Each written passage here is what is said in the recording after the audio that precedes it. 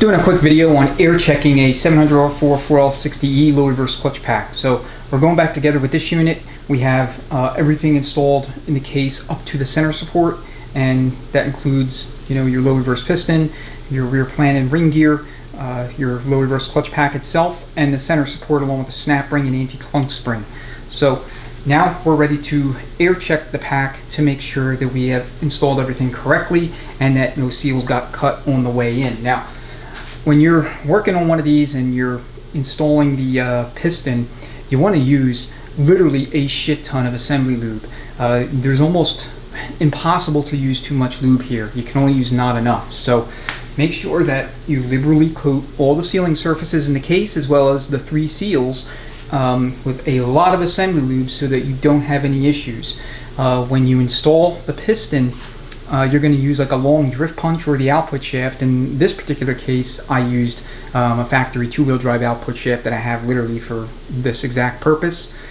It should only take you between 4 and 6 smacks, moderate smacks, on the output shaft to seat that piston fully.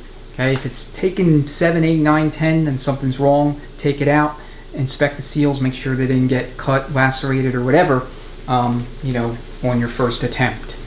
So when we do the air check, what I'm looking for here, and I got a rubber tip nozzle, is we want to hear a whoop and then a release. And we want to actually have air trapped in the circuit when we're no longer charging it, but we still have the nozzle fast to the case. And then when we release, we want to hear all that trapped air whoosh out. That tells me that that circuit is sealing to the tune of 100% integrity. Now, we may get a little bit of hissing coming out of the back of the nozzle. Unfortunately, that's normal, but at least with this nozzle, but we should not have hissing when we're charging the circuit.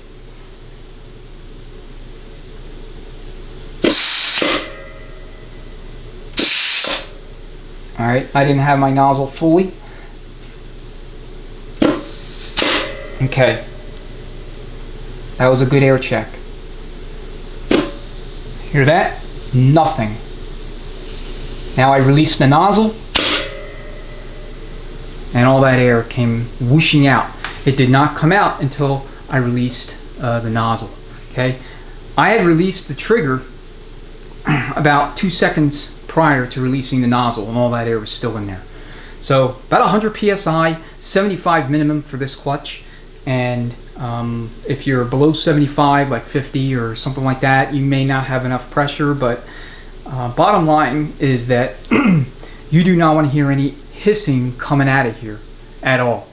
When you have a circuit that's sealed off at the applied element location with rubber seals, whether they be O-rings or machine cut square seals or D-rings or something like that, it should be 100% sealing integrity unless there's a natural bleed ball somewhere, like a bleed orifice, for example, a direct clutch, that, you know, you're never going to get that 100% seal because, well, air is bleeding out of the capsule or orifice.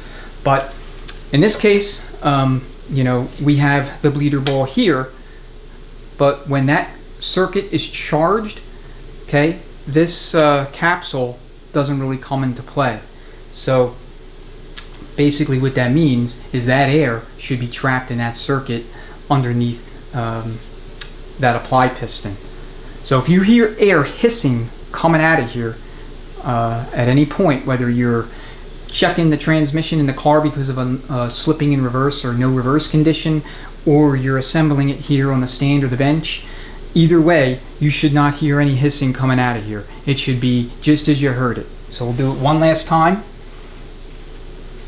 Get my nozzle seated. Release trigger. And release. That little bit of hissing was because of this nozzle right here. It's kind of cut. I gotta get a new one.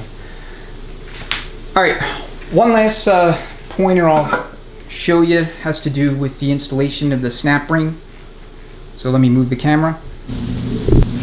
Okay, so see the snap ring here for the center support? You want to make sure that the ends of that snap ring are not overlapping the anti-clunk spring. So if they are, just take like a long screwdriver and a hammer and tap the snap ring in one direction or another until it's no longer overlapped. You don't want to run the risk of having the anti-clunk spring pop the snap ring out, and then you have no reverse and you have to go back into it. So as far as everything else is concerned in here, we're good. Just make sure that snap ring's not overlapping the anti-clunk spring. You can also use case savers in that location as well. And there's a little bit closer look at it.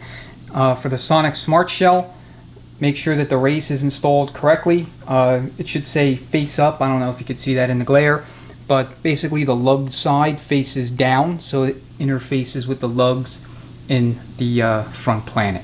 I'm sorry, the rear planet. The front planet's not in yet. Thank you for watching.